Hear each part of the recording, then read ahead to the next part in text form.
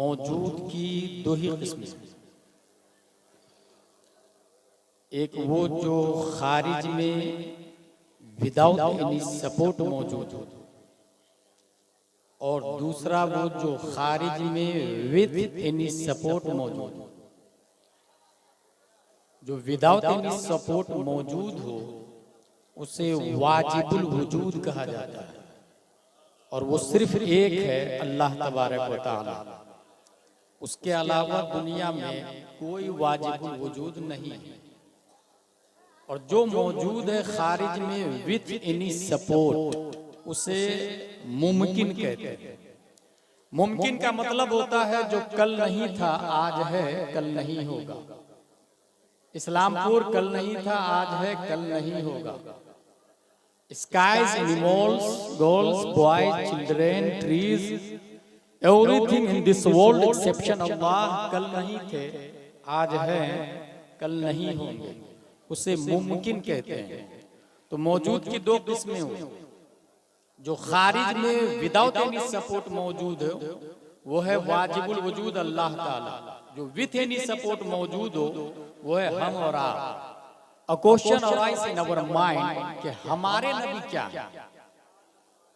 वाजिब हो नहीं सकते, क्योंकि वाजिब नमाज नहीं पढ़ता। अल्लाह वाजिबुल वजूद है, वो नमाज नहीं पढ़ता, वो रोजा नहीं रखता, वो इबादत से पाक है। लेकिन हमारे नबी नमाज पढ़ते हैं, रोजा रखते हैं, इबादत करते हैं।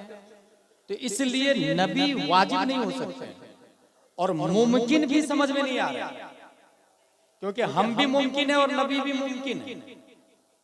हम अगर इशारा करें तो कौवा नहीं आता, और नबी इशारा कर दे तो झाड़ दरख्त को जड़ समेत बारगाह मुस्तफा में हाजिर हो जाता है।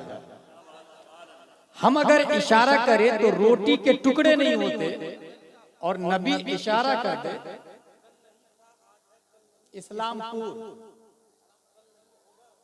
इस्लामपुर कल नहीं होगा। अल्हम्दुलिल्लाह दरस निज़ामी हमने भी किया, माजरत, बहुत बहुत शुक्रिया। इस्लामपुर कल नहीं था, आज है, कल नहीं होगा। जितने मुमकिनात है सबका यही है। आइंदा और भी गलती होगी, इस्लाह करने का मजाज है, आपको इख्तियार है।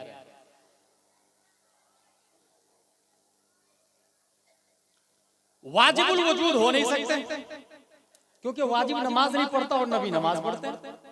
और मुमकिन भी समझ में नहीं आ रहा। हम इशारा करते हैं तो रोटी नहीं फटती है, और नबी इशारा करते हैं तो चांद को फाड़ डालते हैं। वाजिब भी नहीं समझ में आ रहा है, मुमकिन भी नहीं समझ में आ रहा है। और ये मैं नहीं, 10 शव्वाल 1272 हिजरी 14 जून 1856 ईस्वी में मुजद्दिद के साथ में तमाम साइंसदानों का जो बाप बनकर आया, नकी अली खां का बेटा इमाम अहमद रजा खान ने इस मोमेंट की तर्जमानी की तो कलम से कहा, लिख वाजिब में अब्दियत कहां, मुमकिन में ये कुदरत कहां। हैरान हूं, ये भी है खता, ये भी नहीं, ये भी नहीं। वाजिब भी नहीं हो सकते, मुमकिन भी नहीं समझ में आ रहा, फिर क्या है? आला हज़रत फरमाते हैं, तुमसे जहां की हयात, तुमसे जहां का सिबा। जो मैंने दूसरी किस्म की तारीफ की है ना, विद एनी सपोर्ट खारिज में मौजूद हो। मौजूद की दूसरी किस्म जो खारिज में किसी सपोर्ट की वजह से मौजूद हो, उसी सपोर्ट का नाम मुस्तफा सल्लल्लाहु तआला अलैहि वसल्लम है। तुमसे जहां की हयात, तुमसे जहां का सिबात, असल से है जिल बधा, तुम पे करोड़ों दो। असल से है जिल बधा, पूरी दुनिया साया है, और असल प्यारे मुस्तफा सल्लल्लाहु तआला अलैहि वसल्लम। ये हो गई शुरुआत।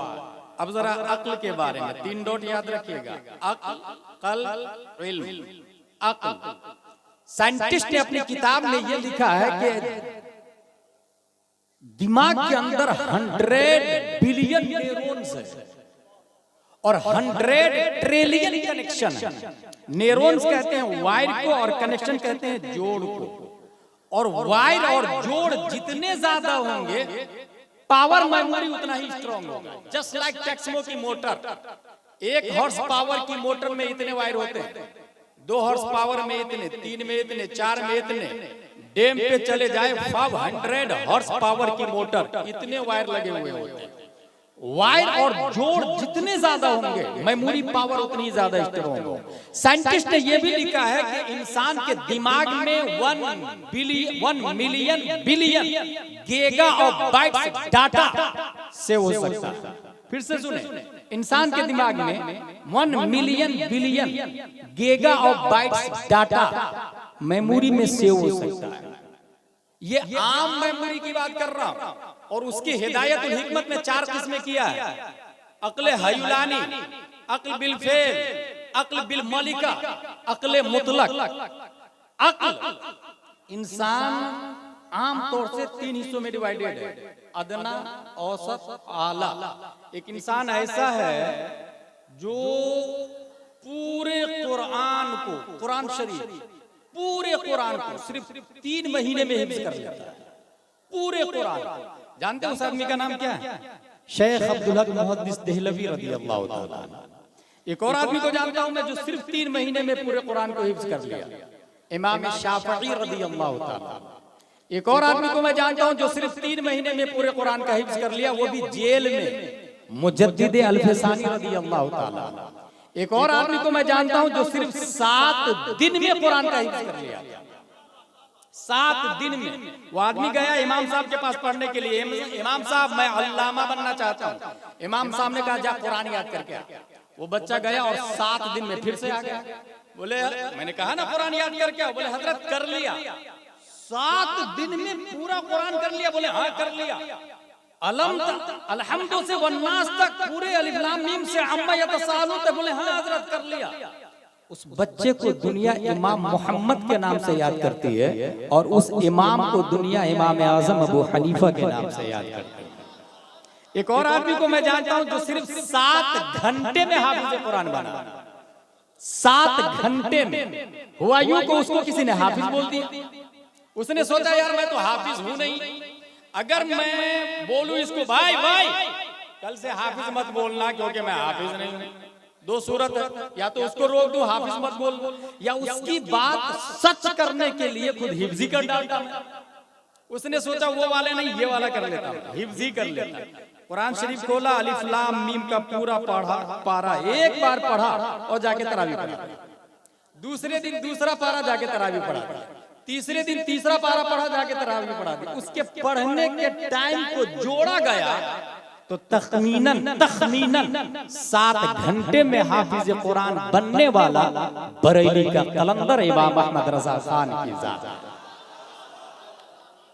30 पारे हैं, 114 सूरतें हैं, 77,450 कलिमा है। और वो भी आला हजरत तो अच्छी खासी उम्र में जाके कुरान का हिफ्ज किया। अगर कोई बच्चा 8 साल की उम्र में पूरे कुरान का हिफ्ज कर ले, 77,450 कलिमा को अपनी छाती में महफूज कर ले, तो जानते हैं दुनिया उसी बच्चे को सदरुल फाजिल अल्लामा नईमुद्दीन मुरादाबादी के नाम से।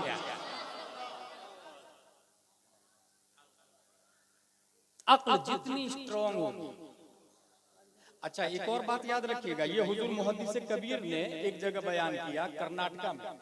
वो ये बात थी कि हुजूर मुहद्दिस कबीर फरमा रहे थे कि इंसान बूढ़ा होता है तो वो मेंटल हो जाता है, दिमाग रबर की तरह, जितना खींचे उतना खींचता चला जाता है, खींचता चला जाता है, खींचता चला जाता है, और छोड़े तो उसी डॉट पर वापस आ जाता है जहां से वो चला था। कुरान शरीफ में भी आया वमन नुअम्मिरु नुनक्किसु फिल खल्क, जिसे हम उम्र देते हैं तख्लीक में उल्टा कर देते हैं। इसलिए इंसान पैदा होता है तो सूसू करता है दूसरे के सहारे, बोलता है चलता है दूसरे के सहारे, बुढ़ापे में भी ऐसा ही हो जाता है। इंसान सब दूसरे के सहारे करना लग जाता है, दिमाग भी बच्चों की तरह हो जाता है। लेकिन अगर कोई अपनी अक्ल को इल्मे मुस्तफा से जोड़ देता है तो वो बुढ़ापे में भी सदरुल फाजिल ही रहता है। इसीलिए कभी कोई आलिम मेंटल नहीं होता, कोई मुफ्ती पागल नहीं होता, और मुफ्ती का जो फतवा जवानी में माना रखता है बुढ़ापे में बदर्द अतब उसका माना रखा जाता है।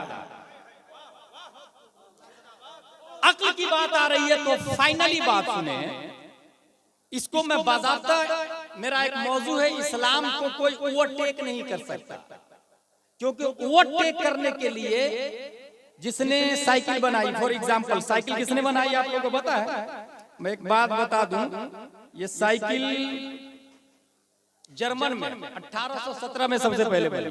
लोग दूर दूर से देखने के लिए आते थे कि साइकिल बन गई, साइकिल बनी, क्योंकि उसकी रफ्तार बहुत ज्यादा थी। और जाहिर सी बात है, रफ्तार ज्यादा होगी, इंसान पैदल चलता था, एक दिन में साइकिल से पहुंचने लगा वो 10 घंटे में। साइकिल वाला पैदल चलने वालों के लिए माइंडेड हो। आगे चले, 1894 में मोटरसाइकिल, उसने साइकिल को ओवरटेक किया। अब साइकिल वाले की वैल्यू नहीं, उससे ज्यादा माइंडेड लेके मोटरसाइकिल वाला आया। फरारी गाड़ी की रफ्तार है 340 किलोमीटर पर आवर। एनजो फरारी ने आके सबको बीट कर दिया।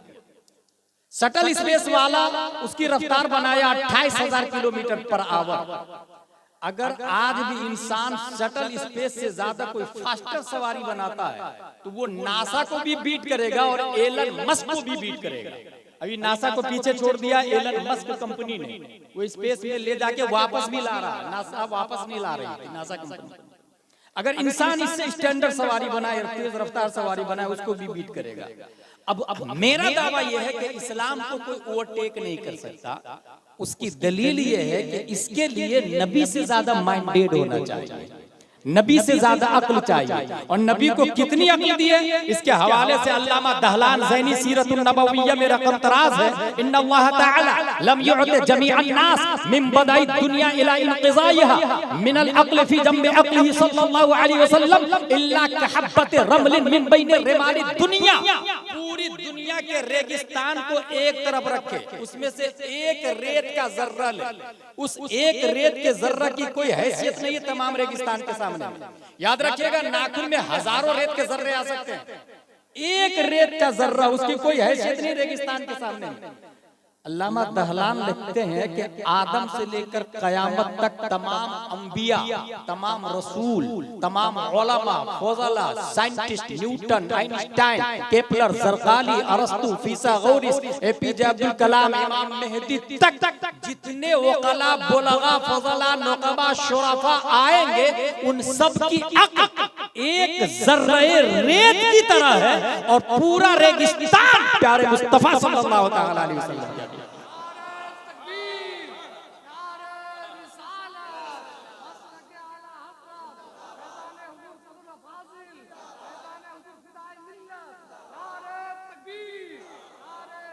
इससे यह पता चला कि इस्लाम को कोई ओवरटेक नहीं कर सकता है।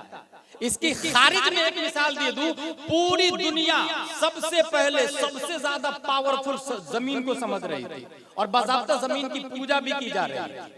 O clay, O earth, you are our god, we are praying for you. जमीन, हम तेरी इबादत करते हैं, क्योंकि काजू, किशमिश, पिस्ता, अखरोट, गन्ना, बाजरा, जौ, मक्का, गेहूं, चावल सब तो तू देती है। अब बाज़ाब्ता जमीन के पुजारी दुनिया में मौजूद है जिसको ज़रतुश्त कहा जाता है। ज़ियाउन नबी में पीर करम शाह आज़री ने पूरी शरह बस्त के साथ इसको लिखा। लेकिन अपडेट होती है, आगे बढ़ती है। उसने कहा नहीं यार, 100 ग्राम मिट्टी ले और 50 ग्राम के पत्थर से टकराए तो 100 ग्राम मिट्टी के टुकड़े टुकड़े होके मुंतशिर हो जाते हैं। उसने मिट्टी को रिजेक्ट किया और इबादत के लिए स्टोन को सेलेक्ट किया। फिर गिरनार पहाड़, माउंट एवरेस्ट की पूजा शुरू हो गई, पत्थर की पूजा शुरू हो गई। अक्ल ने जब यह देखा कि धमतरी छत्तीसगढ़ के एरिया में 7 से 10 टन के चट्टान को लोहे की मशीन में डाला जाता है तो मशीन पीस के पाउडर बना देती है। लोगों ने अक्ल का इस्तेमाल किया और पत्थर को रिजेक्ट किया और पूजा शुरू हो गई लोहे की। और आज भी लोहे की पूजा हो रही है। आप हिस्ट्री पर एक कैलेंडर देखे तो उसमें लिखा रहेगा लोहे की पूजा। लोहा को जब लोगों ने ये देखा कि मियां फिर मियां से ज्यादा टेम्परेचर पर उसको रख दे तो आग उसे जलाकर पिघलाकर सयाल मादा बना देते, लोगों ने लोहा को रिजेक्ट किया और कहा पावरफुल तो आग है। ओ नार अय्युहन नार अन्नके माबूद नहनु नअबुदुक, हम तेरी इबादत करते हैं। O fire you are our god we are praying for you. लोगों ने आग की इबादत शुरू की और आज भी पुजारी पाए जा रहे हैं। अक्ल और अपडेट होती है। नारे नमरूद, जब आसमान से बातें कर रहे हो तो बारिश के चंद कतरात आके उसे काफूर में बदल देते हैं। लोगों ने फायर को रिजेक्ट किया और वाटर को सेलेक्ट किया और कहा गंगा तू हमारा खुदा, यमुना हम तेरी पूजा करते हैं, समंदर हम तेरी पूजा करते हैं। छठ पूजा हमारी जो वजूद में आ गई। लेकिन मई जून दिन के 12 बजे सूरज बादल की छाती को फाड़ अपनी शुआ और किरणों को सतहे आबे गंगा यमुना पे बैठा पानी को जब भाप बनाकर ऊपर उड़ाती है तो लोगों ने वाटर को रिजेक्ट कर दिया और सूरज को सेलेक्ट किया। सूरज you are our god, you are big star. और सूरज को बड़ा न्यूटन ने भी माना, आइंस्टाइन ने भी, केपलर ने भी, जरदारी ने भी, एपीजे अब्दुल कलाम ने भी कि इस गैलेक्सी का सबसे बिग स्टार 8 प्लेनेट है। मरकरी, वीनस, अर्थ, मार्स, जुपिटर, सैटर्न इला आखिर और 146 चांद और एक बिग स्टार है। सूरज तो सबसे बड़ा। साइंटिस्ट ने सूरज के बारे में ये लिखा है 3,33,000 गुना ज्यादा वजन है सूरज का धरती की बनिस्बत।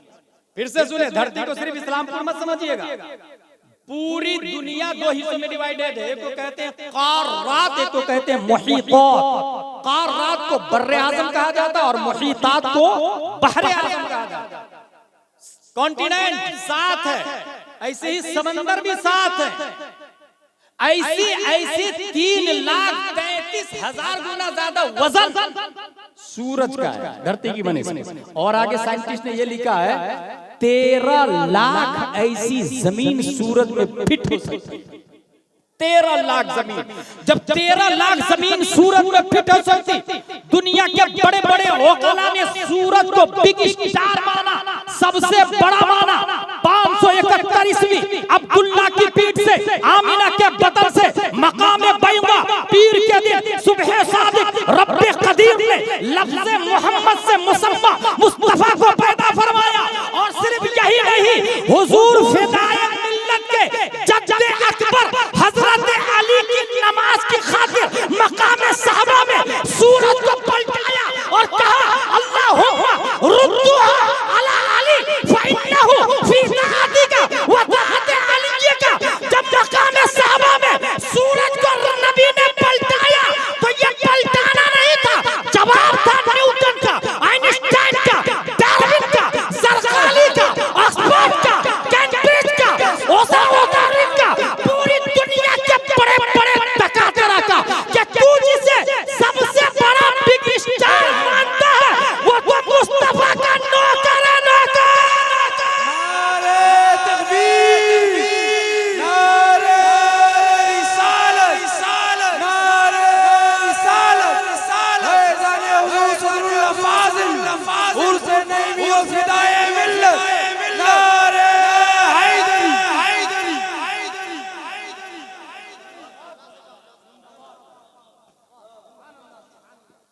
So let's go. ला इलाहा इल्लल्लाह मुहम्मदुर रसूलुल्लाह सल्लल्लाहु तआला अलैहि वसल्लम। अक्ल वाला चैप्टर मेरा खत्म हो गया, अब कल्ब वाला आता है।